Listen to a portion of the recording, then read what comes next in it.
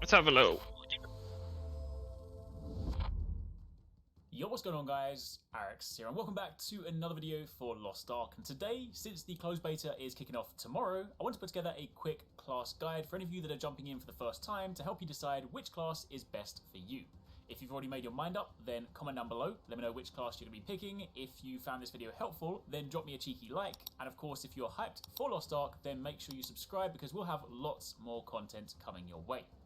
So, to begin with, Lost Ark has 5 main base classes: the Warrior, Martial Artist, Gunner, Mage, and Assassin. And each of these classes offers their own distinct playstyle, look, and role within a team, as well as their own strengths and weaknesses. And then once you select your base class, those classes then branch into what are known as advanced classes, specializations if you will. Some classes have more advanced classes than others, and in the future, more will be added. The Korean version of the game has more already, but for Western launch, this video will cover what we will have available to begin with. Okay, right, already prediction. Assassin's going to be cool, but I already know it's probably the most popular class in the game. It always happens with things like that. The edgy classes are always the most popular. So for me already, I don't know whether I want to play. I might have it as the second character, just because I feel like everyone's going to be playing that character. But we'll see a little bit more in depth and see what it's about. But right now, the mage looks pretty fun. But we'll have a look when he goes into Starting off with the Warriors. Warriors are the powerhouses of Arkesia. They may not be the most nimble, so instead they stand their ground and make up for mobility with cataclysmic impact. And while not all Warriors are tanks in the conventional sense, they are your beefy frontline offensive options, so if playing the tank is something you resonate with, then you'll probably find your home with the Warrior. I don't really like playing tanks, unfortunately. I like supportive characters, but definitely not tanks. Tanks are never fun for me. I really don't like tanks. Your first advanced class is the Berserker. Basically, it's the dude with the giant, big-ass greatsword. Berserkers are powerful warriors with high damage, greatsword attacks, and potent defense, but when they enter their burst mode, they are all but unstoppable. In this heightened state, they gain increased attack and movement speed, and unlock a special skill that delivers a world of hurt to their enemies. Your next option is the Paladin. For those of you that want a... So if I've got this correct, so you pick a mainstay class that you're gonna pick between the ones that they've shown, and then you go into more depth into one of the classes. That's all from what I can hearing. That's what it is. So that sounds pretty cool. So nice little blend of divine justice alongside protection and defense. This might be a good pick. Paladins have a direct line to the powers of the gods, channeling their ancient magic into potent offensive and defensive moves alike. They can use holy skills and buffs with the Holy Book to support their team from behind, or they can wield a sword and bring punishing skills to bear on the front line. Then finally, for now at least, your third option is the Gunlancer. This dude is straight out a monster hunter. He quite literally has a gun lance. It's not like a gun lance, it is a gun lance. As the first line of defense, Gunlancers take the brunt of the enemy's attack with their defensive stance and battlefield shield to help keep their party safe. And while the gun lance is of course a formidable weapon, their true value derives from their ability to protect allies and absorb damage like a sponge. So definitely a good pick if you really want to lean into the tank side of things. Then next up, the second class is the Martial Artist. This is definitely more so for those of you that often play the Monk or even Rogue type classes. These fighters like to rush the enemy with combined attacks at lethal speed that can only be described as breakneck. And while they have fantastic damage output, they are not as durable as the Warriors, so you do need to be a little bit more mindful of your placement. Your first advanced class is the Striker, a new one for the beta as well, one that I am particularly excited to try out. The Striker is a martial arts class that attacks enemies like a strong wind. Since they are equipped with a variety of physical skills with fast movement, they display splendid aerial combos after hitting enemies quickly, and they use powerful elemental skills to turn the tide in battle. So basically, they're experts at juggling, so you'll get used to seeing mobs up in the air as you rack up that damage.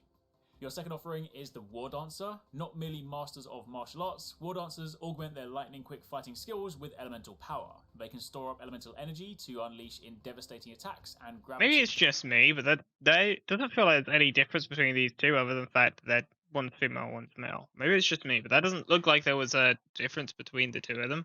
Definitely looked like there was just one of them was a male and one of them was a female. Defying maneuvers. So a good blend if you like a bit of punchy as well as some fancy magic. Sort of like a combat mage, definitely not a mage, more like flaming punches. Your third offering is the Scrapper. Armed with a heavy gauntlet, Scrappers draw on 2 inverse forms of attack energy that feed off of each other to deliver non-stop destruction. With excellent attack, defense, mobility, and lasting power, they're well balanced enough to throw enemies off their guard. So this is basically a good pick if you like the idea of martial artist, but perhaps you want a little bit more survivability. And then finally, the fourth offering is the Solfist. The Solfist switches between melee and ranged attacks, which can be used together for explosively powerful combos. Solfist sounds really cool. I am liking the sound of Solfist. So I do want to see more about this now. They channel a special energy called Adamants, which they can then imbue into abilities or use to sustain themselves for longer through fights. And it's also a good pick if you want to fire a Kamehameha beam into your enemies. Oh yeah, 100%. Then moving on to the third class, you have the Gunners. This is your pick if you prefer the range setup in games like this. If you play snipers, rangers, archers, that sort of thing, you might want to consider this class. Wielding high-tech weapons or bows and arrows that never jam, you want to keep an eagle eye on these sharpshooters as they may even hit you with their worst shots. The first advanced class is the Gunslinger. With a gun for every occasion and the ability to switch between them quickly, Gunslingers are deadly opponents at any range. Light on their feet, thanks to their cat-like reflexes, Gunslingers are hard to pin down, and they're quick to unload a flurry of shots on any unwary foe. So if you want lots of options, this is a good pick. Okay, that sounds fun, but there's a sniper class, and I feel like that's more my one. Second on the list is the Artillerist, your heavy weapons platform. Artillerists believe in firepower and lots of it, blasting their enemies with some of the biggest guns under the sun. They may not be the most mobile fighters, think of it like a tank version of a gunslinger, but they do make up for their lack of agility with huge mechanical launchers and other hard-hitting weapons, heavy armor, and incredible destructive force. Yeah, I don't know about that one personally. I don't know about that one. It seems like kind of a boring playstyle, I think. Thirdly, you have the Deadeye. With their flexible triple-wielding playstyle and brash attitude, you might mistakenly think that these guys have a death wish. They do, but don't worry about it. It's just for their opponents. They can choose the most effective weapon from an arsenal that includes a double handgun, a shotgun, and a rifle, meaning you have a nice blend of options for close range, medium range, and long range encounters. And then your fourth option is the Sharpshooter, the Legolas of the pack, if you will. Sharpshooters are ranged attackers who use mechanical bows with special arrows that have custom effects. Their high survivability and agility keep them in the fight for the long haul, and their stealthy machinations are excellent for exploiting enemy weaknesses. Following on from this, your fourth... Yeah, I think I liked... Which one was it?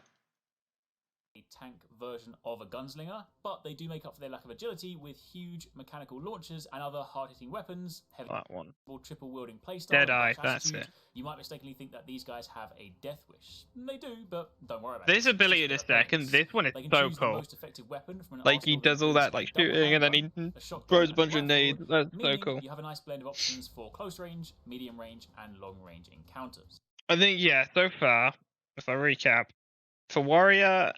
If I want to play warrior, it's probably looking at like skills and buffs. This dude is a blend of divine justice. I think it was. They are all but unstoppable. In this heightened state, they gain increased attack. And the Paladin was pretty cool. Alongside protection and defense, this might be a good pick. Paladins. I wasn't really interested in warrior overall. The martial artist, the Solfist, was between melee and this one. Attacks, which can it's the one I'm most interested in. Powerful combos. They channel a special energy called Adamants, which they can then imbue into abilities or use to sustain themselves for longer. And then... Second on the list is the Artillerist, your heavy weapon with huge mechanical launchers and the Sharpshooter for this guy. Death wish. They do. With their flexible the Deadeye, that's it. And brash attitude, Deadeye. You might mistakenly think that these guys... Mages. This is where you go if the role of the caster is what you know best, whether that be damage or support. These mystical conjurers tap into the ancient magic of Arcesia to cast deadly spells on evil forces, heal the wounded, or support allies. First up, you have the Bard. This is your pick if you really want to support your team. Virtuosos of the Lian Harp, Bards can evoke soothing serenades to heal their team, or unleash a chorus of pain on their unfortunate foes. Their attack power is rather low, but their ability to support allies makes them a harmonious part of any team. They can also buff up your attacks, so in late game dungeons and other activities, they are an incredibly welcome addition to any team. Alternatively, your other option for now is the Summoner. Despite their delicate constitution, Summoners are a force to be reckoned with in any fight. They call forth spirits of the elements to fight for them, and each elemental has their own special skills to help the Summoner shine in every situation. So if you like having pets or minions, in these kinds of games to battle alongside you, then the summoner has your name on it. And then finally, the fifth class is the Assassin. Again, another pick for those of you that like the rogue stealth playstyles. These mysterious melee makers fight demonic with demonic, channeling dark powers in the name of the light in quick, colourful attacks.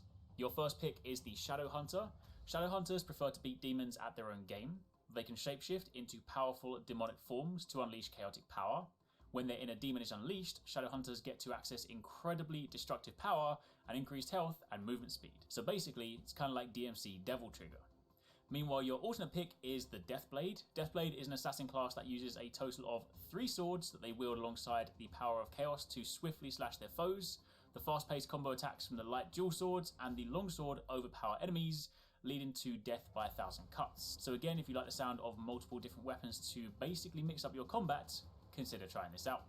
But as you can now begin to see, I think, yeah, I'd probably like the majors. I didn't really skip over them because there's only 2 of them, but I definitely like this one more. The bard. The bard sounds. I mean, it doesn't sound particularly fun, but it seems useful. And then the assassin, definitely that sec. What was it? The Deathblade. I really like that Deathblade one.